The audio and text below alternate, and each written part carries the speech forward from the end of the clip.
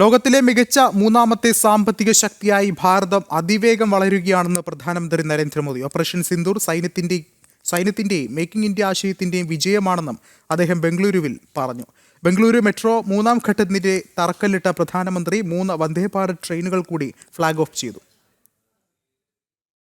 തീരുവ വർദ്ധിപ്പിക്കാനുള്ള അമേരിക്കയുടെ തീരുമാനം വകവയ്ക്കാതെ ആഭ്യന്തര ഉൽപ്പന്നങ്ങൾക്ക് ലോകവിപണിയിൽ പ്രാധാന്യമുണ്ടെന്ന പ്രഖ്യാപനത്തിന് പിറകെയാണ് ഭാരതം ലോകത്തിലെ മികച്ച മൂന്നാമത്തെ സാമ്പത്തിക ശക്തിയായി അതിവേഗം വളരുകയാണെന്ന് പ്രധാനമന്ത്രി നരേന്ദ്രമോദി പറഞ്ഞത്. 2014 ശേഷം വ്യക്തമായ ലക്ഷ്യത്തോടെയായിരുന്നു യാത്ര.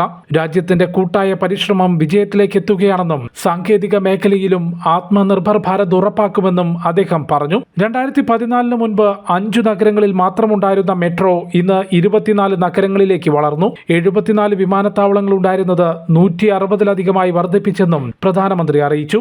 हमारी इकोनॉमी 10वें नंबर से टॉप 5 में पहुंच गई. हम बहुत तेजी से टॉप 3 इकोनॉमी बनने की ओर आगे बढ़ रहे हैं. ये स्पीड हमें कैसे मिली है?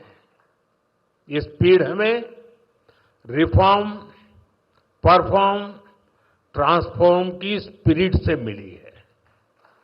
ये स्पीड हमें साफ नियत और ईमानदार प्रयासों से मिली है. ഓപ്പറേഷൻ സിന്ദൂർ രാജ്യത്തിന്റെ സൈനിക ശക്തിയുടെയും പ്രതിരോധ മേഖലയിലെ മേക്ക് ഇൻ ഇന്ത്യ ആശയത്തിന്റെയും വിജയമാണെന്നും ബംഗളൂരുവിൽ പൊതുപരിപാടിയിൽ പ്രധാനമന്ത്രി പറഞ്ഞു. ബംഗളൂരുവിൽ ഇലക്ട്രോണിക് സിറ്റി വരെയുള്ള മെട്രോ യെല്ലോ ലൈനിന്റെ ഉദ്ഘാടനം നിർവഹിച്ച പ്രധാനമന്ത്രി യാത്രക്കാർക്കൊപ്പം മെട്രോയിൽ സഞ്ചരിച്ചു. നഗരത്തിൽ മെട്രോയുടെ 3ാം ഘട്ടത്തിനും അദ്ദേഹം തറക്കല്ലിട്ടു. ബംഗളൂരു, ബെലഗാവി, അമൃത്സർ, വൈഷ്ണോദേവി കത്ര, നാഗ്പൂർ, പൂനെ വന്ദേ ഭാരത് എക്സ്പ്രസ് ട്രെയിനുകളും നരേന്ദ്രമോദി ഫ്ളാഗ് ഓഫ് ചെയ്തു. ജനം, ഡൽഹി.